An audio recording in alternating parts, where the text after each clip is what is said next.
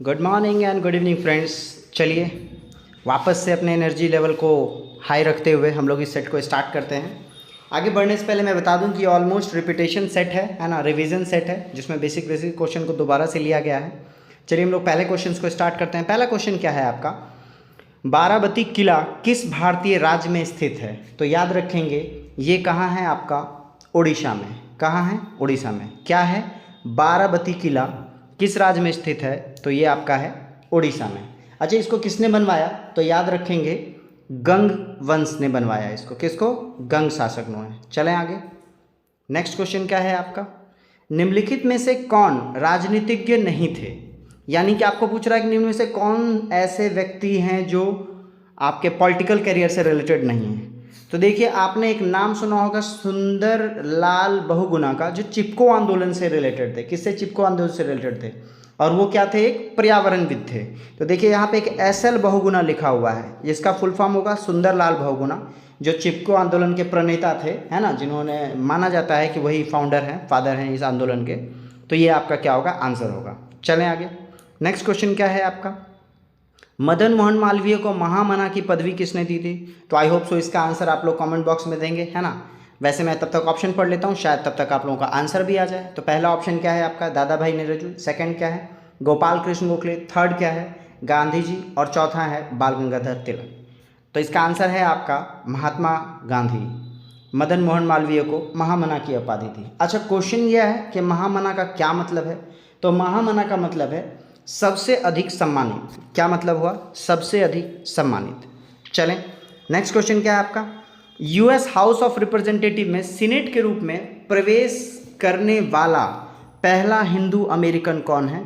तो देखिए आपको, आई होप सो आप लोगों को इसका आंसर आता होगा, तो जल्दी से कमेंट बॉक्स में इसका आंसर दे दीजिए। ऑप्शन है आपका सुनीता विलियम, ज्योति सेन गुप्ता, अमी बेरा और तुलसी गब्बार्ड। Very good. इसका आंसर क्या होगा? तुलसी गब्बार्ड। क्या होगा? तुलसी गब्बार्ड अमेरिका के यूएस हाउस ऑफ रिप्रेजेंटेटिव के सीनेट के रूप में प्रवेश पाने वाला प्रथम व्यक्ति। नेक्स्ट क्वेश्चन क्या है, सही मिलान करना है। तो आई होप सो इसका आंसर भी आप लोग को पता होगा। मैंने बताया था एक सेट में कि इसका आंसर फर्स्ट और फोर्थ दोनों होना चाहिए। मांसाहार कैल्शियम और प्रोटीन दोनों के लिए है, और अंडा पितक जो है वो प्रोटीन और फैट दोनों के लिए। चलें हम लोग आगे। नेक्स्ट क्वेश्चन है आपके पास, भारत छोड़ो आंदोलन के समय वायसराय कौन था? मोस्ट इंपॉर्टेंट क्वेश्चन है ना। जब हम भी मॉडर्न हिस्ट्री की बात करते हैं तो कुछ क्वेश्चन ऐसे होते हैं जो मोस्ट इंपॉर्टेंट होते हैं। तो उस समय वायसराय कौन थे? उस समय वायसराय थे लॉर्ड लिथलिंगो। कौन थे? लॉर्ड लिथलिंगो आपके वायसराय थे। कब? 1942। याद रखिएगा, भारत छोड़ो आंदोलन किसकी बात हो रही है? 1942 की बात हो रही है। चलें आगे। नेक्स्ट क्वेश्चन आपका क्या है, इनमें से किसे भारतीय नवजागरण का जनक कहा जाता है? तो मुझे नहीं लगता कि इस क्वेश्चन में आप लोगों को ऑप्शन देने की ज़रूरत है। आपको कह रहा है भारतीय नवजागरण का जनक। नवजागरण को इंग्लिश में कहते हैं रेनिसा। क्या कहते हैं? रेनिसा। तो ऑप्शन ये दोनों तो आपका बिल्कुल भी नहीं है, बीजी तिलक, गोपाल कृष्ण गोखले तो बिल्कुल भी नहीं है। और अगर ऑप्शंस की बात करें तो हमारा तीसरा ऑप्शन होगा, और जो इसका आंसर भी है वो कौन है? राजा राम मोहन राय। कौन है? राजा राम मोहन राय। क्लियर? इनको जो है भारतीय पुनर्जागरण का जनक कहा जाता है। इन्होंने सोशल डेवलपमेंट काफ़ी कराया है, और स्पेशली जब बात कर ले हम लोग तो 1928 में जो है 1828 में इन्होंने क्या कराया था? ब्रह्म समाज की स्थापना भी कराई थी, है ना। चलें आगे। नेक्स्ट क्वेश्चन है आपका, और सती प्रथा के लिए भी इनको क्रेडिट जाता है। ये रहा आपका लाला लाजपत राय, राजा राम मोहन राय। तो आंसर क्या होगा? डी नंबर होगा, राजा राम मोहन राय। नेक्स्ट क्वेश्चन है, भारत सरकार अधिनियम 1935 को दास्ता का नया घोषणा पत्र किसने कहा? बहुत इंपॉर्टेंट क्वेश्चन है, बीपीएससी तक ये क्वेश्चन पूछा जाता है। दास्ता का नया घोषणा पत्र 1935 को, दास्ता का मतलब गुलामी, तो ये किसने कहा था? ये कहा था पंडित जवाहरलाल नेहरू ने। क्या कहा था? 1935 को दास्ता का नया घोषणा पत्र, यानी कि एक ऐसा घोषणा जो आपको गुलाम बनाने के लिए दिया गया है। ठीक है, और ये कब दिया गया था? तो ये याद रखिएगा, ये 1936 का कांग्रेस का अधिवेशन, हर साल कांग्रेस की मीटिंग होती थी, है ना, दिसंबर के मंथ में। तो 1936 में, अच्छा, जो आंदोलन जो हुआ था, जो सम्मेलन हुआ था, वो कहाँ हुआ था? फैजपुर में हुआ था। कहाँ हुआ था? फैजपुर में। फैजपुर के सम्मेलन में जवाहरलाल नेहरू ने ये बातें कही थी 1935 के बारे में। काजू की फसल पर अंडोसल्फान के छिड़काव के फलस्वरूप महाविपदा के स्तर तक प्रदूषण हो गया था। किस राज्य में, क्वेश्चन ये पूछ रहा है। तो देखिए ये जो एंडोसल्फान है ये काफ़ी सारे प्रोडक्ट के ऊपर हम लोग छिड़काव करते हैं, लेकिन जब काजू पर ये छिड़काव किया गया तो एक राज्य में पाया गया कि वहाँ पर, वो राज्य का क्या नाम है, केरल, है ना। कई लोगों के जो मेंटल जो स्टेटस है वो ख़राब होने लगा था, मतलब वो सेंसेबल नहीं रह पा रहे थे, ठीक है। नेक्स्ट क्वेश्चन क्या है आपका, फंक्शनल राजस्व संबंधित है। तो फंक्शनल का मतलब प्रयोजी राजस्व किससे संबंधित है, तो ये संबंधित है आपका अब्बा पी लर्नर से। इन्होंने फंक्शनल राजस्व के बारे में बताया था। चलें नेक्स्ट क्वेश्चन क्या है आपका, नेक्स्ट क्वेश्चन है 1923 में स्वराज पार्टी बनाने के लिए मोतीलाल नेहरू के साथ मिलने वाला कांग्रेस का अन्य नेता कौन था। तो आई होप सो इसका जवाब आप लोग मुझे कमेंट बॉक्स में देंगे। क्वेश्चन नंबर 11 का पहला क्वेश्चन है आज का, जिसमें कह रहा है कि स्वराज पार्टी बनाने के लिए मोतीलाल नेहरू के साथ अन्य नेता कौन थे, बीजी तिलक, चित्तरंजन दास, MK गांधी और GK गोखले। चलते हैं हम लोग नेक्स्ट क्वेश्चन पे। नेक्स्ट क्वेश्चन क्या है आपका, भारत के संविधान में निम्नलिखित में से किसे या किन्हें, एक से ज़्यादा, है ना, मौलिक कर्तव्य माना गया है। तो देखिए हम लोग देखते हैं मौलिक कर्तव्य कौन कौन सा है। पहला क्या कह रहा है, पहला कह रहा है भारतीय नागरिकों को वैज्ञानिक सोच, ठीक है, मानवतावाद और जिज्ञासा और सुधार की प्रेरणा विकसित करना। तो ये एक फंडामेंटल राइट है। दूसरा कह रहा है माता पिता या अभिभावक को 6 से 14 वर्ष की आयु के बीच अपने बच्चों या पाल्यों, यानी कि बच्चों को ही, या बच्चों 2-4 बच्चे हैं या एक बच्चे हैं, को शिक्षा का अवसर प्रदान करना। ये फंडामेंटल राइट भी है और फंडामेंटल ड्यूटीज़ भी है। और क्वेश्चन में आपसे क्या पूछ रहा था, फंडामेंटल ड्यूटीज़ पूछ रहा था, है ना। और थर्ड कह रहा है भारतीय नागरिकों को देश की समृद्ध संस्कृति की समृद्ध विरासत का महत्व समझाना चाहिए और इसका संरक्षक करना चाहिए। तो याद रखिए इसका आंसर क्या लग रहा है मुझे, तीनों लग रहा है। पहला आपका क्या था, वैज्ञानिक सोच को बढ़ावा देना। थर्ड क्या कह रहा है, देश की समृद्ध संस्कृति और विरासत को बचाए रखना। और ये तो खैर है ही हमारा 11वां पॉइंट था। तो ऑप्शन देख लेते हैं, ऑप्शन क्या क्या है आपका। ऑप्शन पहला ऑप्शन होगा 1, 2 एंड 3 ऑल। वेरी गुड, चलें आगे। नेक्स्ट क्वेश्चन क्या है आपका, नेक्स्ट क्वेश्चन है केंद्रीय मंत्रिमंडल में मंत्रिमंडल सदस्य का पद निम्नलिखित में से किसको मिलता है। यानी कि पूछ रहा है कैबिनेट मिनिस्टर का पद निम्न में से किसको मिलता है या उसका रैंक के बराबर कौन है। तो देखिए उच्चतम न्यायालय को तो कैबिनेट से कोई मतलब नहीं, भारत सरकार के सेक्रेटरी को भी जो है ये पद नहीं मिलता है, किसको, मंत्रिमंडल सदस्य का। प्रधानमंत्री का राजनीतिक सलाहकार ये भी नहीं होगा, ये होगा योजना आयोग का जो उपाध्यक्ष होता है उसको मंत्रिमंडल सदस्य का पद के बराबर माना जाता है। चले आगे, तो क्या था आंसर आपका, योजना आयोग का उपाध्यक्ष। नेक्स्ट क्वेश्चन क्या है, और अभी कौन है, सुमन बेरी है। अभी कौन है, सुमन बेरी है। आंग सांग सू की कहाँ की मूल निवासी है। तो आई होप तो आप लोग को पता होगा, ऑप्शन चीन, म्यांमार, अरुणाचल प्रदेश और तिब्बत। तो आंसर क्या होगा, आंग सांग सू की जो है वो म्यांमार की हैं। कहाँ की हैं, म्यांमार की हैं। चले आगे, नेक्स्ट क्वेश्चन क्या है आपका, हीरो का दाम जल से अधिक क्यों होता है। देखिए मैंने आपको बताया था कि जब आप सीमांत उपयोगिता समझेंगे, ये क्वेश्चन रिपीटेड है, जब आप मार्जिनल यूटिलिटी पढ़ेंगे, समझेंगे कि मार्जिनल यूटिलिटी क्या है, तो समझ में आएगा कि हीरो का दाम जल से ज़्यादा क्यों है। अच्छा, एक क्वेश्चन जो है विरोधाभास का है। विरोधाभास का मतलब है जल का जो वैल्यू है हमारे लिए वो इन्फिनिटी है, प्राइसलेस है। पानी जो हम लोग को संतुष्टि देगा वो हीरा नहीं देगा, फिर भी हीरे का रेट क्यों है वो समझा रहा है इस क्वेश्चन में। तो इस क्वेश्चन का आंसर क्या होगा, क्रेताओं के लिए, आंसर नंबर सेकंड, क्रेताओं के लिए उनकी सीमांत उपयोगिता जल से अधिक होती है। अब ये जो टर्मिनोलॉजी है, जब तक आप इकोनॉमिक्स को अच्छे से नहीं समझेंगे बिल्कुल समझ में नहीं आएगा, और इस पे हम लोग इन फ्यूचर एक बहुत अच्छा क्लास लेंगे। चलें आगे, नेक्स्ट क्वेश्चन क्या है आपका, निम्नलिखित भूमि प्रयोगों में से कौन सा विशेष आर्थिक क्षेत्र तक सीमित है। तो जल्दी से आप लोग जवाब दे दीजिए। क्वेश्चन है आपके पास, कौन सा भूमि जो है वो विशेष आर्थिक क्षेत्र तक सीमित है। तो शैक्षणिक संस्थान है, मुक्त व्यापार केंद्र है, विपणन केंद्र है, सूचना प्रौद्योगिकी कंपनी है। तो कौन सा जमीन होगा, ये होगा आपका सेकंड नंबर। मुक्त व्यापार केंद्र का जो लैंड है वो क्या है, विशेष आर्थिक क्षेत्र के लिए सीमित है। चलें आगे, नेक्स्ट क्वेश्चन क्या है आपका, ब्राज़ील धारा के पूर्व की ओर चलते रहने को क्या कहते हैं। तो ब्राज़ील धारा, ब्राज़ील है पहले का वो समझिए, ब्राज़ील है आपका साउथ अमेरिका में, दक्षिण अमेरिका में। और दक्षिण अमेरिका अगर ऐसे है आपका, है ना, ये इस्थमस से जुड़ा हुआ, ये उत्तरी अमेरिका हो गया, तो यहाँ ब्राज़ील है। इसके जब पूर्व की ओर चलेंगे तो यहाँ पर आपको एस आकार का दिखेगा, कौन, अटलांटिक। और अटलांटिक के दक्षिण भाग की बात कर रहे हैं, तो आंसर क्या होगा, दक्षिण अटलांटिक अपवाह। क्या कहेंगे, दक्षिण अटलांटिक अपवाह। नेक्स्ट क्वेश्चन क्या है हमारा, क्वेश्चन नंबर 18। क्वेश्चन 18 कह रहा है बुद्ध के प्रथम प्रवचन को क्या कहा गया। आई होप सो आप सभी इसका जवाब दें क्वेश्चन नंबर 18 का कमेंट बॉक्स में या लाइव चैट में।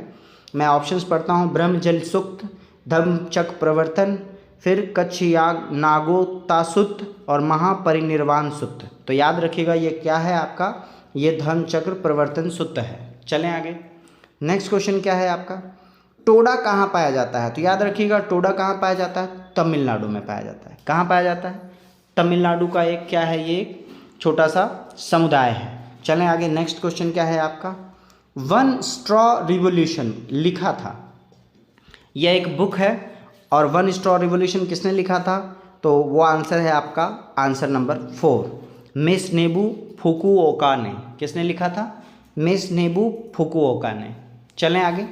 नेक्स्ट क्वेश्चन क्या है आपका, नेक्स्ट क्वेश्चन है वाई सोशलिज्म पुस्तक किसने लिखा था। तो मैं जब तक ऑप्शन पढ़ता हूँ आई होप सो आप लोग इसका आंसर दे पाएंगे। पहला ऑप्शन है आपका महात्मा गांधी, आचार्य देवेंद्र देव, नरेंद्र देव, एम.एन. राय और जयप्रकाश नारायण। ठीक है, तो आंसर क्या होगा, वेरी गुड, आंसर है आपका जयप्रकाश नारायण। चलें आगे।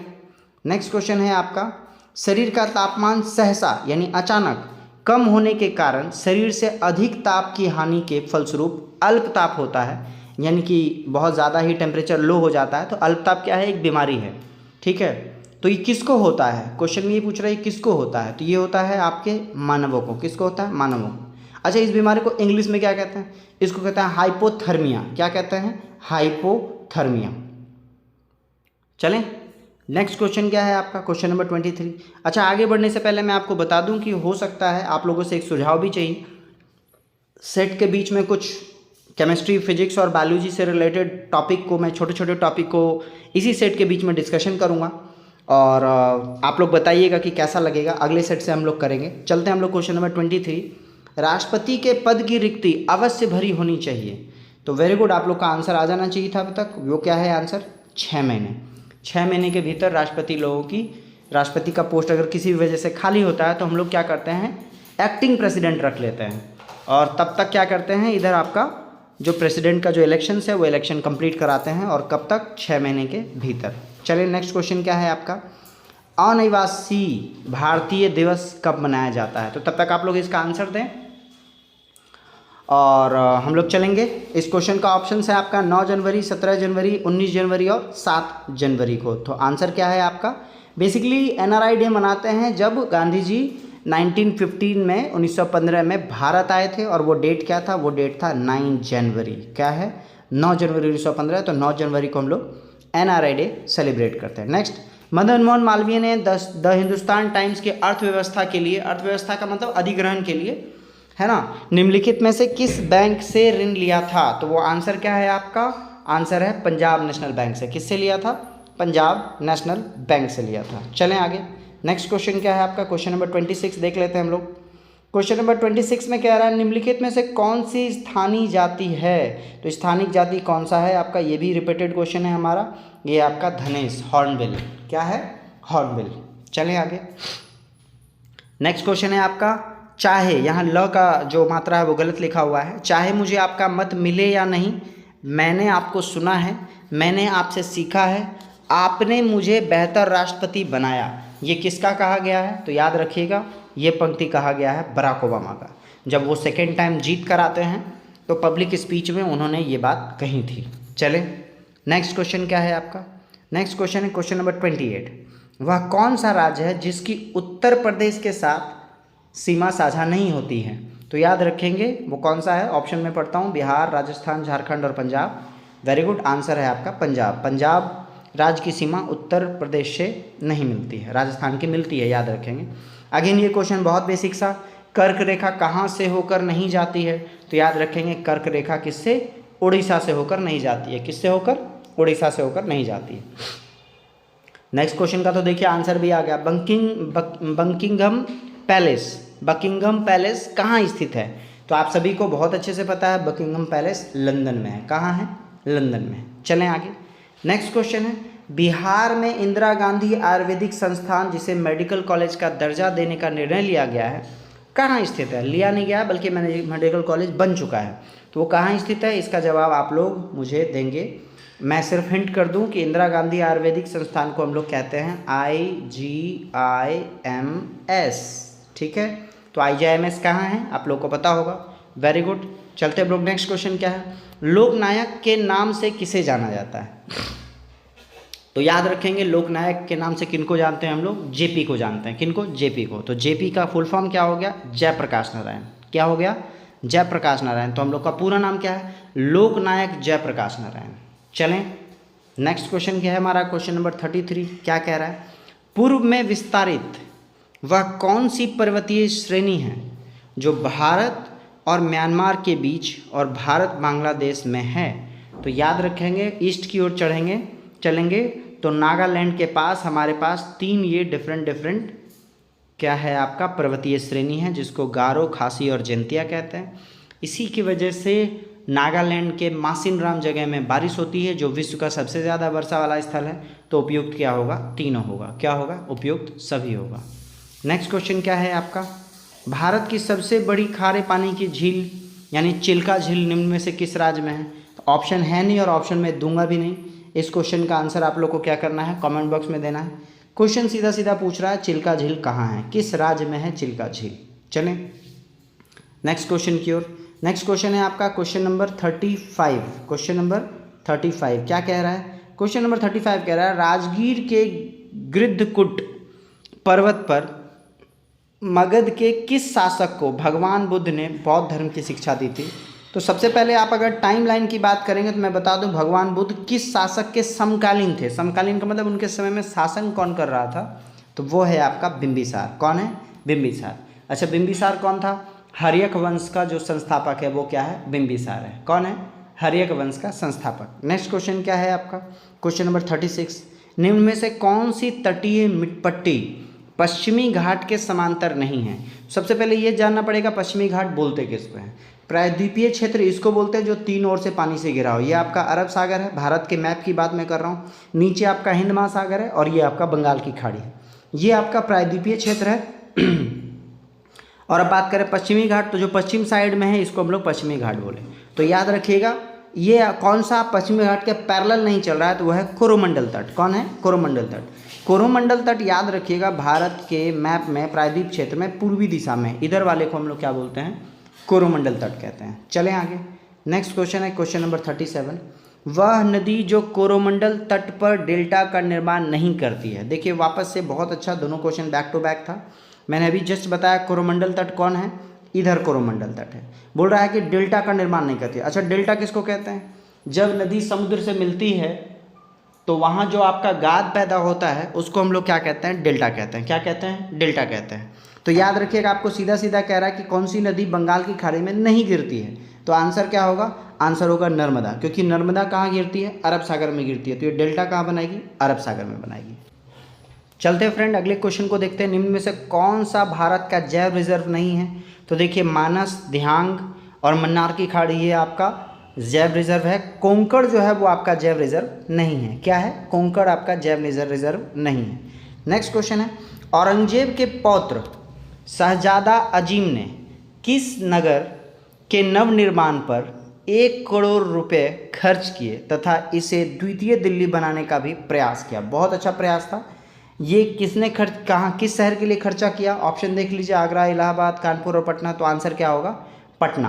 पटना शहर के लिए औरंगजेब के पौत्र शहजादा अजीम ने 1 करोड़ रुपया खर्च किया था उस टाइम। चलें आगे, नेक्स्ट क्वेश्चन है आपका क्वेश्चन नंबर 40, हड़प्पा सभ्यता के किस नदी के तट पर स्थित है? तो देखिए मैं इसका एक शॉर्टकट बताता हूँ। काफ़ी लोग हड़प्पा और मोहनजोदड़ो में डाउट करेंगे, है ना। मैं इसका शॉर्टकट बताता हूँ। हड़प्पा किस नदी के किनारे है? रावी नदी के किनारे। और रावी का स्पेलिंग क्या है? RAVI। तो 4 लेटर है तो छोटा नाम है, और मोहनजोदड़ो क्या है? बड़ा नाम है ना। तो मोहनजोदड़ो के लिए कौन सा है? सिंध नदी है। क्या है? सिंध नदी है। तो SINDH 5 लेटर हो गया ना, ठीक है।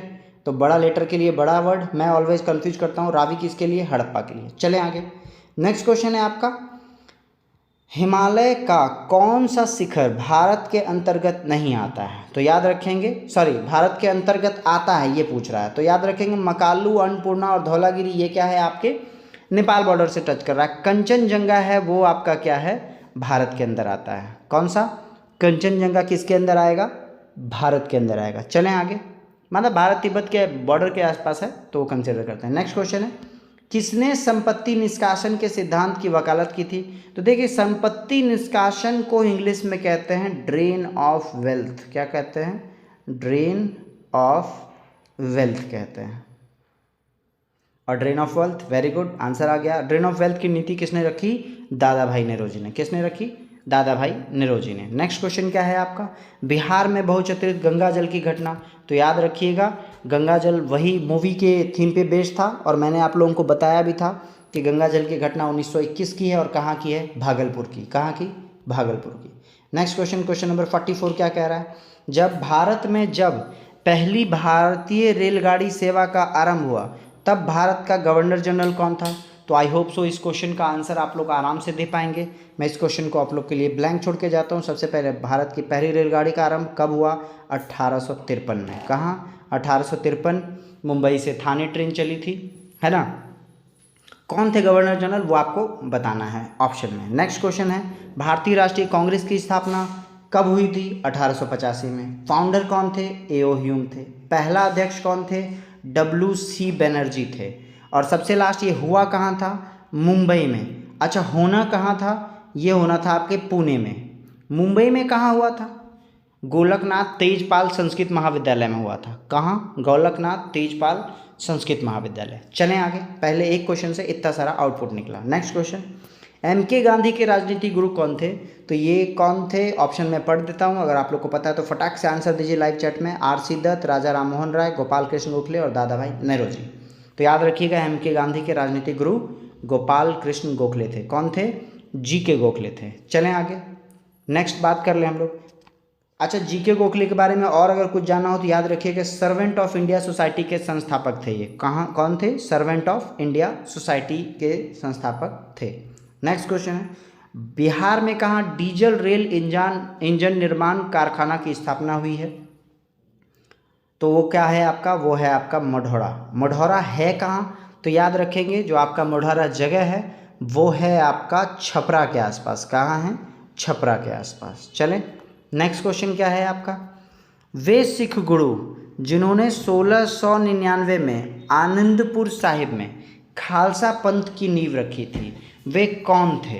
तो आई होप सो इसका जवाब आप लोग देंगे। ऑप्शन है गुरु नानक देव, गुरु गोविंद सिंह, गुरु अर्जन देव और इनमें से कोई नहीं। तो याद आप लोग को पता होगा गुरु गोविंद सिंह, जो कि सिख समाज के 10वें गुरु थे। चलिए फ्रेंड चलते हैं हम लोग अगले क्वेश्चन में। अगला क्वेश्चन है, तराइन का प्रथम लड़ाई किनके मध्य लड़ा गया था? तो याद रखिएगा तराइन का जो प्रथम लड़ाई था वो 1191 में लड़ा गया था और इसी का सेकेंड लड़ाई 1192 में लड़ा गया था।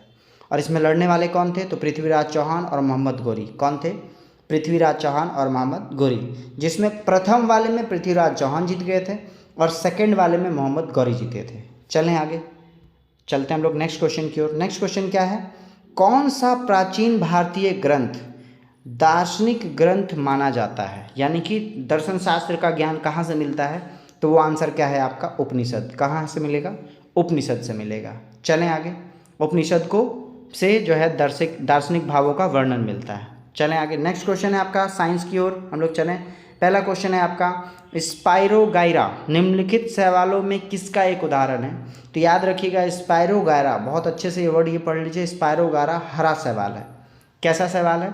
हरा शैवाल है। नेक्स्ट क्वेश्चन क्या है आपका, निम्न वस्तुओं का पता लगाने के लिए प्रयुक्त किए जाने वाले उपकरण को क्या कहते हैं? तो याद रखिएगा निमग्न वस्तुओं को। निमग्न वस्तु का मतलब होता है वैसा वस्तु जो पानी में डूबा हुआ हो, और पानी में डूबे हुए वस्तु को ढूंढने के लिए हम लोग सोनार का यूज़ करते हैं। किसका करते हैं? सोनार का, साउंड एंड नेविगेशन रेंजिंग। चलें नेक्स्ट क्वेश्चन है आपका, एक इमारत में ईंटें जीवों में डैश के समान है। मतलब पूछ रहा है कि हमारा ह्यूमन जो बॉडी बना है या कोई भी जीव बना हुआ है उसमें जो है ब्रिक्स ब्लॉक की तरह क्या काम करता है? तो याद रखेंगे उसमें क्या काम करेगा? टिश्यू काम करेगा। क्या काम करेगा? सेल काम करेगा। सेल की जब डिफिनेशन पढ़ते हैं तो वो कहता है सेल जो है एक घर का दीवार है, ईंट है, तो वो क्या होगा? कोशिका होगा। चलें नेक्स्ट क्वेश्चन की ओर। नेक्स्ट क्वेश्चन क्या है, वे पदार्थ जो चुंबक से कम प्रतिकर्षित होते हैं क्या कहलाते हैं? तो याद रखिएगा, वे पदार्थ जो चुंबक से कम प्रतिकर्षित होते हैं वो कहलाते हैं प्रतिचुंबकीय पदार्थ। कौन से पदार्थ कहलाते हैं? प्रतिचुंबकीय पदार्थ। नेक्स्ट क्वेश्चन क्या है आपका? यदि कोशिकाओं को किसी विलयन में रखा जाता है तथा निवल प्रभाव से यह है, मतलब आउटपुट यह है कि कोशिका फूलने लगता है, तब वह विलयन कैसा है? यानी कि एक विलयन में सेल को अगर डालें और सेल में सूजन आ जाए, फूल जाए वो, तो वो जो लिक्विड है वो क्या चीज़ का लिक्विड होगा? क्वेश्चन ये पूछ रहा है। तो आंसर क्या होगा? हाइपोटोनिक विलयन। कैसा होगा? हाइपोटोनिक विलयन होगा। चलें आगे। नेक्स्ट क्वेश्चन है आपका क्वेश्चन नंबर 56। वह पिंड जो उष्मा का अच्छा अवशोषक होता है निम्न में से कौन सा गुण वाला भी होता है? तो याद रखिएगा, अगर इस ऑप्शन को फर्स्ट टाइम कोई देखेगा तो अच्छा परावर्तक लगाएगा और वो गलत हो जाएगा। परावर्तन का मतलब होता है टकराना और लौट जाना, ठीक है, लेकिन ये क्या कह रहा है? अवशोषक भी है, मतलब टकराया नहीं, अंदर चला गया और उसके बाद बाहर आया। अंदर जाने के बाद जब बाहर आएगा तो उसको हम लोग कहेंगे अच्छा विकिरक। क्या कहेंगे? अच्छा विकिरक। दोनों का मतलब एक ही है, बाहर निकलना, लेकिन विकिरक का मतलब हो गया एडजस्ट किया और फिर बाहर छोड़ा। अब परावर्तक का मतलब टकराया और लौटा, ठीक है। इसमें बिल्कुल भी गलती नहीं कीजिएगा आप लोग। नेक्स्ट क्वेश्चन है, किसी मनुष्य के लिए नदी के जल की अपेक्षा समुद्र के जल में तैरना अधिक सरल होता है, क्योंकि? तो याद रखेंगे, जो समुद्र का जल है उसका घनत्व ज़्यादा होता है, ठीक है, उसका जो ब्यूयेंसी फोर्स है, बाहर की ओर जो फोर्स है वो ज़्यादा होता है, इस वजह से हम लोग समुद्र के जल में तैर पाते हैं। तो ये रहा आपका आंसर नंबर 2, समुद्र का जल का घनत्व नदी के जल के घनत्व से अधिक होता है। चलें आगे। नेक्स्ट क्वेश्चन क्या है हमारा? क्वेश्चन नंबर 58 कह रहा है जल की कठोरता को समान रूप से किसके संदर्भ में मापा जाता है? तो हम लोग कैल्शियम कार्बोनेट के रूप में मापेंगे। किसके रूप में? कैल्शियम कार्बोनेट के रूप में मेजर करेंगे। नेक्स्ट क्वेश्चन क्या है आपका? अपशिष्टों में नियंत्रित स्थितियों के अंतर्गत जैव पदार्थों के जैव अपघटन को क्या कहेंगे? तो देखिए, आपका कंट्रोल्ड कंडीशन की बात कर रहा है। कंट्रोल्ड कंडीशन में जब हम लोग बायोडिग्रेडेबल करेंगे, जैव अपघटन करेंगे, तो उसको हम लोग कहते हैं कंपोस्टिंग। क्या कहते हैं? कंपोस्टिंग कहते हैं। नेक्स्ट क्वेश्चन क्या है आपका? गंदे पानी के उपचार में अवसाद हौज का क्या कार्य है? तो याद रखिएगा, अवसाद हौज का क्या कार्य है? निलंबन ठोस पदार्थों को हटाना। मतलब अवसाद का मतलब होता है नीचे बैठ जाना, तो वो नीचे बैठेगा तो क्या करेगा? ठोस पदार्थ को वो बाहर कर देगा। चलें, नेक्स्ट क्वेश्चन क्या है? पानी में लटकते हुए कोलाइडी कण किस प्रक्रिया से हटाए जा सकते हैं? तो कोलाइडी कण है अगर पानी में लटका हुआ तो उसको हम लोग स्कंदन से अलग कर लेंगे। किससे अलग कर लेंगे? स्कंदन से अलग कर लेंगे। नेक्स्ट क्वेश्चन आपका है, पानी से लोहा तथा मैग्नीज किस प्रक्रिया से हटाया जाता है? तो उसको बोलते हैं एरिएशन मेथड। क्या कहते हैं? एरिएशन मेथड, मतलब हवा से। कैसा? वायु मिश्रण से। ये रहा ऑप्शन आपका। इसको इंग्लिश में कहते हैं एरिएशन मेथड, ठीक है। पानी से लोहा तथा मैग्नीज को अगर बाहर निकालना है तो वायु मिश्रण करेंगे, तब जाकर हमारा बाहर होगा। नेक्स्ट क्वेश्चन है, किसी रेडियो सक्रिय पदार्थ का आधा जीवन, देखिए मैंने लास्ट क्लास में भी आपको एक बार समझाया था कि आधा जीवन का मतलब 100 से हो गया 50, और 3/4 खर्च करने का मतलब है कि 75% खर्च किया, मतलब 100 से हम लोग को आना है 25 पे। तो रेडियो सक्रिय तत्व का एक क्वालिटी होता है। क्वालिटी है क्या कि अगर आधा आने में जितना टाइम लगेगा उसका आधा होने में उतना ही टाइम लगेगा। तो 4 महीने आधा आने में लगा, फिर इस हाफ का हाफ होने में फिर 4 महीने लगेगा, तो टोटल कितना लगेगा? 8 महीना लगेगा। कितना लगेगा? 8 महीना लगेगा। नेक्स्ट क्वेश्चन क्या है? एक हाइड्रोजन परमाणु का द्रव्यमान एक इलेक्ट्रॉन के द्रव्यमान का कितना गुना होता है? तो मैं आपको बता दूं कि जब हम वेट की बात करते हैं, प्रोटॉन, न्यूट्रॉन और इलेक्ट्रॉन की, तो जो इलेक्ट्रॉन का वेट होता है वो न्यूट्रॉन के वेट का 1/1837 होता है। मेरी बात समझिएगा, कितना होता है? 1 लगभग 1900 भाग होता है। तो आपसे पूछ रहा है कि एक न्यूट्रॉन का भार इसके कितने बराबर होगा? तो जब 1837 यानी 1900 को अगर गुना कर लेंगे 1/1837 से, तब जाके इसका आउटपुट क्या होगा? 1 होगा। तो इसलिए इसका आंसर क्या है? सी नंबर इसका आंसर है। कितना आंसर है? सी नंबर आंसर है। चलें आगे। इसका मतलब मैं आपको बता दूं, क्वेश्चन में यही कह रहा है कि आपका एक प्रोटॉन है और एक इलेक्ट्रॉन है, तो इलेक्ट्रॉन का वेट का कितना गुना प्रोटॉन होता है? तो वो है आपका 1837। चलें आगे। नेक्स्ट क्वेश्चन क्या है आपका? फलों का मधुर या मीठा स्वाद किसकी वजह से होता है? तो याद रखिएगा, ये होता है, फल का मतलब क्या? फ्रूट्स बोलते हैं। तो फ्रूट्स में क्या पाया जाएगा? फ्रक्टोज पाया जाएगा। देखिए, फ्रूट्स में क्या पाया जाएगा? फ्रक्टोज पाया जाएगा। सिमिलर वर्ड्स है ना, होमोनिम टाइप में लग रहा है आपको। तो आंसर क्या होगा, फ्रक्टोज होगा, जिसके वजह से फ्रूट्स मीठे लगते हैं। नेक्स्ट क्वेश्चन है आपका, निम्नलिखित में से अर्नेस्ट रदरफोर्ड ने कौन से कणों को सोने की पन्नी पर टकराया था। आप रदरफोर्ड का सिद्धांत पढ़ेंगे, उसमें अल्फा कणों को सोने के पत्ती पर टकराया था, तो आंसर क्या होगा, अल्फा अल्फा अल्फा कणों पे। किस पे, अल्फा कणों पे। चलें आगे। अच्छा, ये हुआ कब था, तो ये हुआ था आपका 1911 में। 1911 के आसपास उधर रदरफोर्ड का जो परमाणु सिद्धांत आता है वो इसी प्रैक्टिकल के बाद आया था। चलें आगे। निम्न में से कौन कीटहारी पादप है, तो देखिए आपका ऑप्शंस दिख रहा है आपको, चार ऑप्शन है आपके पास। तो इस ऑप्शन में बात करें हम लोग तो ड्रोसेरा जो है वो आपका क्या है, कीटहारी पादप है। कौन है, ड्रोसेरा। नेक्स्ट क्वेश्चन क्या है, बीज प्रस्तुति किससे नियंत्रित होती है, तो याद रखिएगा जो बीज प्रस्तुति है वो एस्बेसिस एसिड से नियंत्रित होती है। किससे, एस्बेसिस एसिड से। नेक्स्ट क्वेश्चन क्या है आपका, द्विबीजपत्रियों में परागन में होते हैं, तो द्विबीजपत्री है तो परागन में 3 जनन छिद्र होंगे। कितने होंगे, 3 जनन छिद्र होंगे। नेक्स्ट क्वेश्चन क्या है आपका, अमरबेल यानी कुस्कुट्टा क्या है, तो याद रखिएगा ये क्या है आपका, परजीवी है। क्या है आपका, परजीवी है।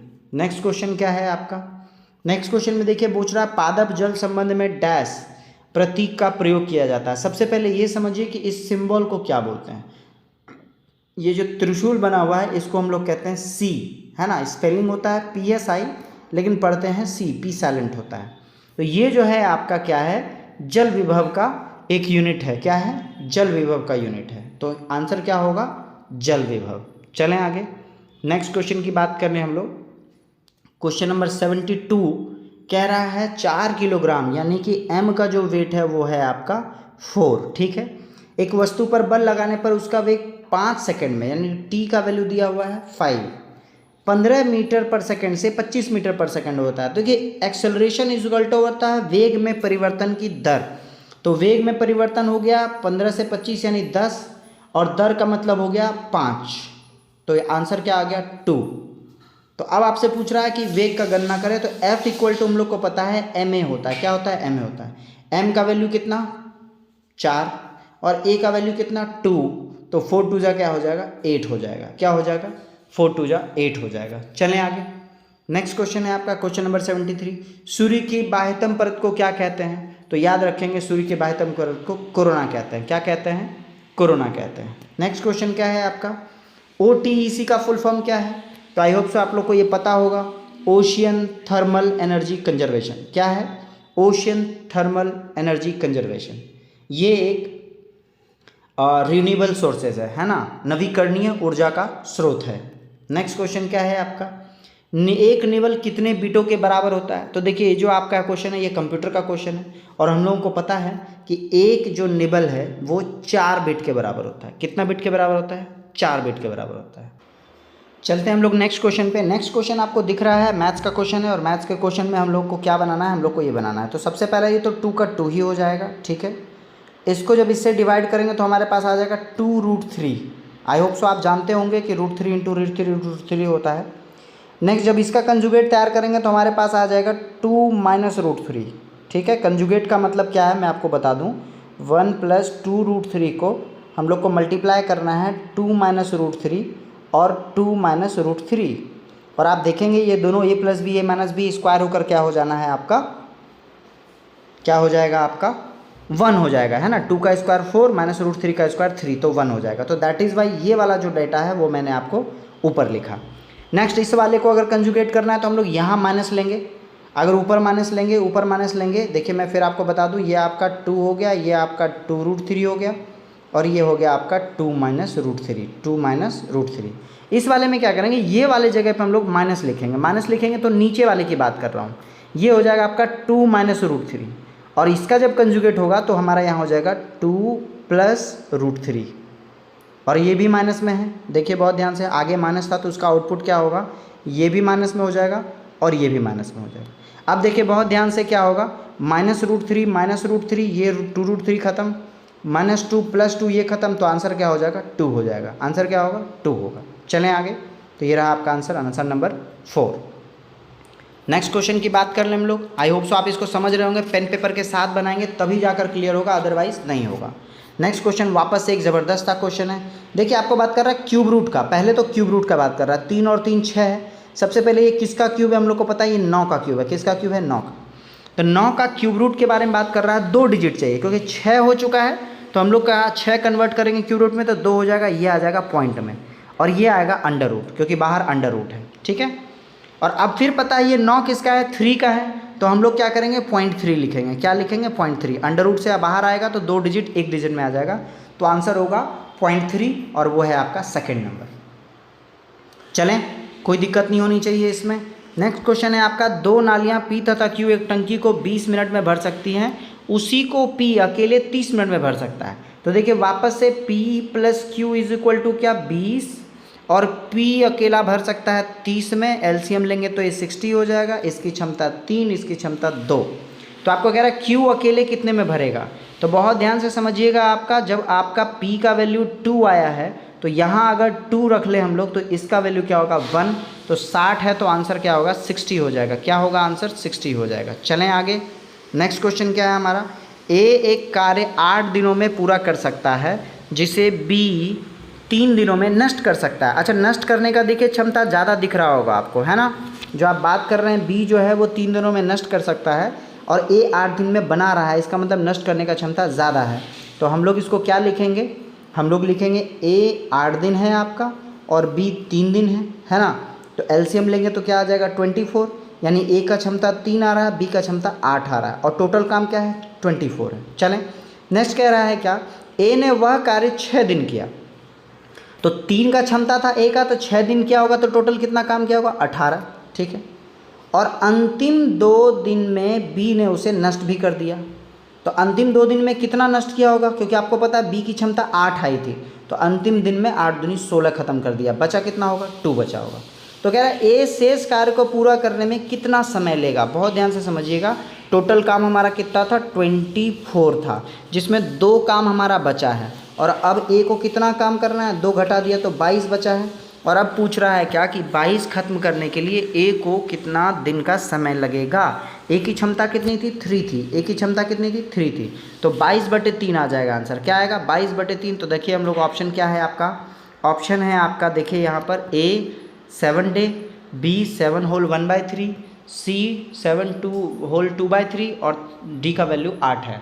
तो आंसर क्या हो जाएगा, वेरी गुड, आंसर हो जाएगा आपका 7 1/3।